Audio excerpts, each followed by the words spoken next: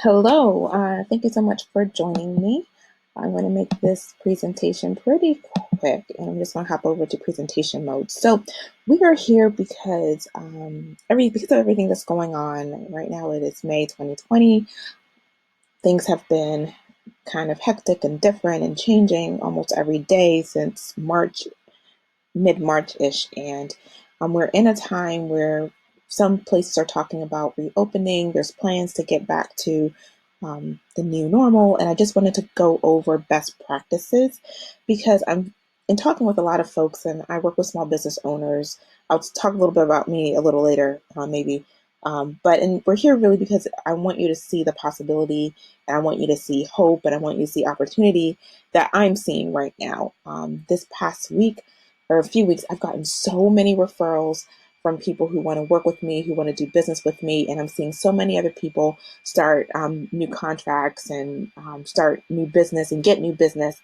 And I just want you to see, I just want to add a silver lining, or I don't know if these types of successes are in your life or not, but in case not, I just want to take a look at best practices and such. So long story short, we're here because a lot of people are worried about losing what they've built. They either started their business a few years ago, or maybe they have a career and they've built up a great reputation in their industry.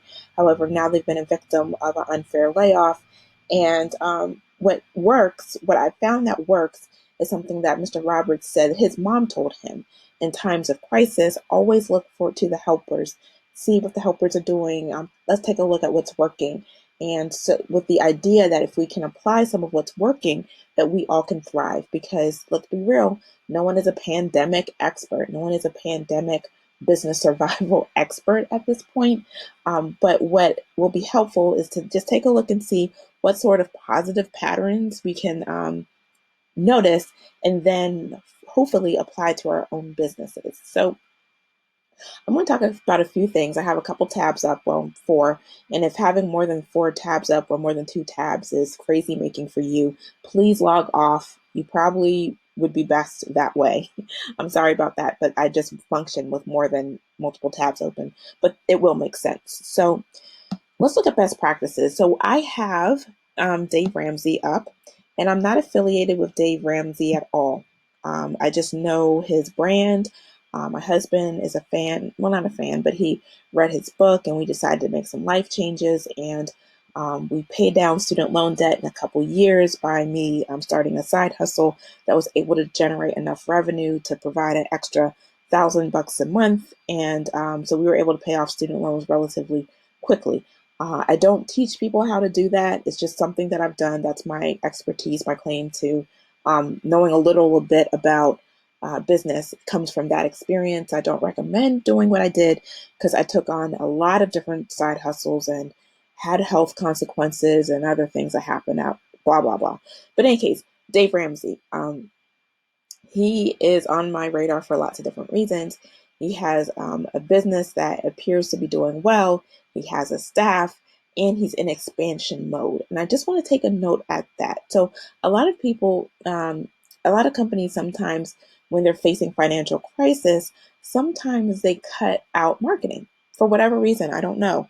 I just am talking to a lot of marketers that are now on the job. They're now back out on the job search field because their positions were cut. And best practice shows that during this time, again, just to keep everything honest, uh, it is May 17th, 2020. And right now, Dave Ramsey, he's looking for a senior content strategist. He's looking for a content marketing strategist. He's looking for a creative project manager. Um, Tell us about yourself. And he's open to opportunities, a digital product manager, and a writer, marketing analyst, digital product marketer, and a director of digital marketing. So and this is like 2 months ago. The director of digital marketing is 2 months ago. Digital product marketer is 2 months ago. Um, Marketing analyst 3 months ago. Writer 4 weeks ago. So this is all relevant and fresh. So this is what somebody who's has a brand. It's solid. He cares about financial health. He's a financial expert. I am not. He is a business expert. He has brands that have developed and grown out of his Dave Ramsey brand. He has different offerings and membership programs. So he is really what I'm looking at for best practice. And he is expanding. He is hiring and growing in a specific area, and that is marketing. So I invite you, if you're a small business owner or if you have a team, think about how you can expand and show that you're solving new problems or solving the same problems in different ways, and make it even easier for people to know how you help them. I'm not suggesting that you hire a team of 3 or 4 people for this effort, but instead of shrinking in your marketing or pulling back in your marketing, I invite you to think about how you can amplify it. So you may say, okay, Amelia, that's great. Well, what have you done? Well, for a span of time in April, I was publishing every day. I was publishing on my blog. I have a passion project called The Business of Nursing, and I was producing content every single day. I was sharing this content on my profiles, and as a result, I started to get more referrals than I have in a long time. People saying, "Hey, you know, I think Amelia can help you with XYZ and this and that." And just also, if you're interested in what I do, I help professionals get seen. I have a team that offers a variety of services that help folks get to this goal of getting in front of more of the right people. And um, this might look like JV webinars or joint promos for states in business with your ideal clients or referral partners, as well as a technical support, getting booked on podcasts as a guest. And also, I help folks with the technical support that supports that. Um, if you need your website tweaked or freshened up a bit, email marketing to nurture the relationships, you need your messaging to be kind of fixed a little bit. I also have team members that can help you with that. And some of that work I will do myself.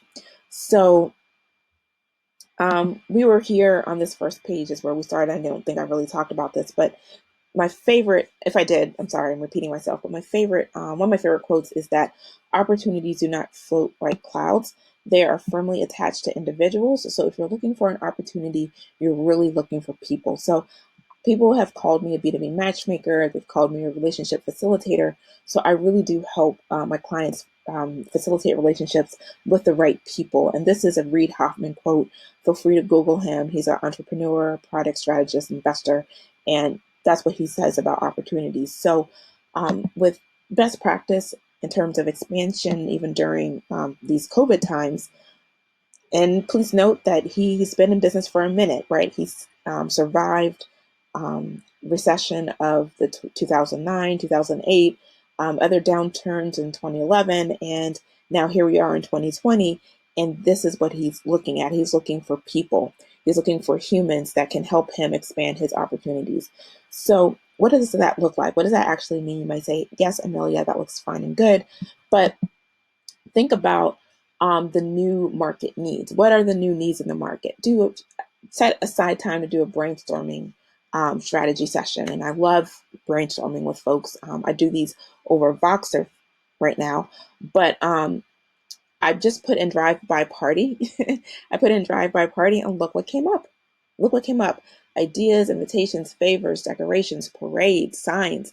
My sales coach, my business coach, Shamika Tankerson, said on her radar there was a guy who's a performer. He does drums, and he used to perform gigs in bars and nightclubs, I'm sure, but now he can't do that. So what he's doing on his hoverboard, he is driving by the houses of or the house of somebody who has a special event going on. He'll drive by their house or up and down their street playing on his musical instrument on his hoverboard, right? That's what he's doing to expand and to serve new market needs in a different way, or to sort of do a micro pivot. He's not learning an entire new skill. He's a drummer, he's a musician. He's not trying to figure out how to learn copywriting or website design. He did a micro pivot or a micro shift, and he's taking the same thing that he had and offering it to people in a different way, in a different means. So I invite you to think, maybe you don't want to expand your marketing efforts, but maybe you can do a sort of a small pivot. The thing that you already have been doing, maybe you can offer it in a different way to people. Um, if we're doing in-person events, can you now do virtual events? Can you do virtual events in Facebook groups? Can you do it in masterminds. There's people who for years have collected folks up together. They have an expert that comes in every week to talk about a particular thing. Can that expert be you? So that's an idea. So I talked about expansion in terms of marketing, getting the word out about what it is that you do, even hiring help to help you do it. Or if you're not in a position to hire help, Google how to become a better writer, how to become a better marketer, and apply what you learn to your own business. If you need help applying, information that you find on the internet to your specific circumstance, you may need to hire someone to help you do that. But lots of people have been able to extrapolate information they've gotten online to their own circumstance. So I talked about expansion. I talked about micro shifts, and I'm also going to talk about something like entirely new. So there are a lot of distilleries who have like microbreweries or distilleries who invite crowds of people into their plants. They take people around their distillery, show.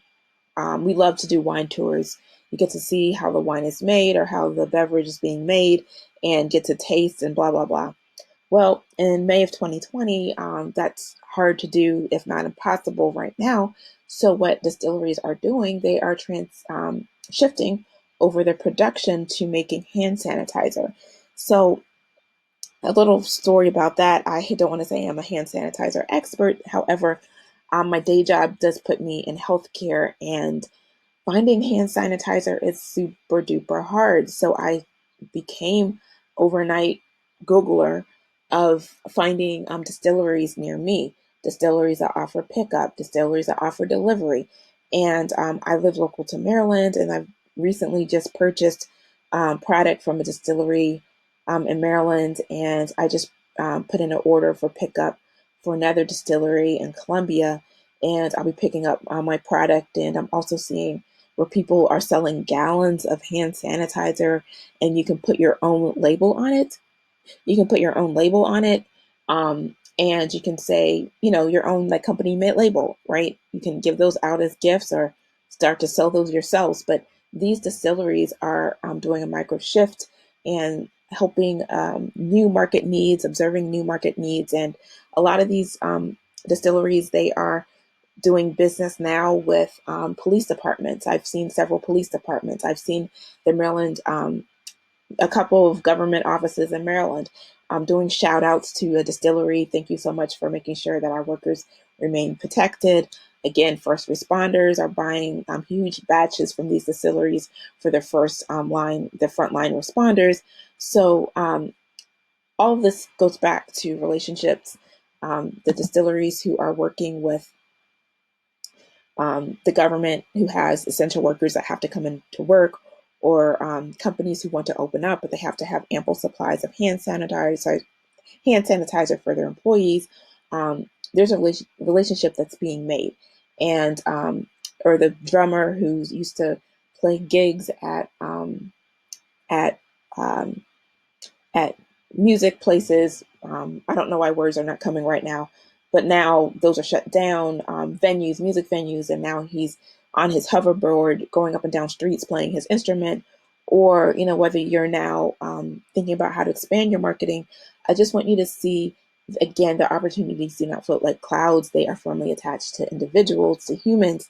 And if you're really looking for opportunity, you're looking for more people. So I hope I gave you some ideas to think about think about connecting with people. Shamika Tankerson, my coach, also said this is really a connection economy. We really need one another more now than ever before. So if you're thinking about how you can start collaborating with folks or want to brainstorm, feel free to reach out to me and we can have a Voxer session where we can sort of brainstorm stuff and even roadmap what a project could look like, or something like that. Feel free to reach out to me if you think that this can serve you, or if something was helpful, just leave that in the comments as well. I'd love to hear if something sparked an idea or if you might want to try something. Please leave that in the comments below.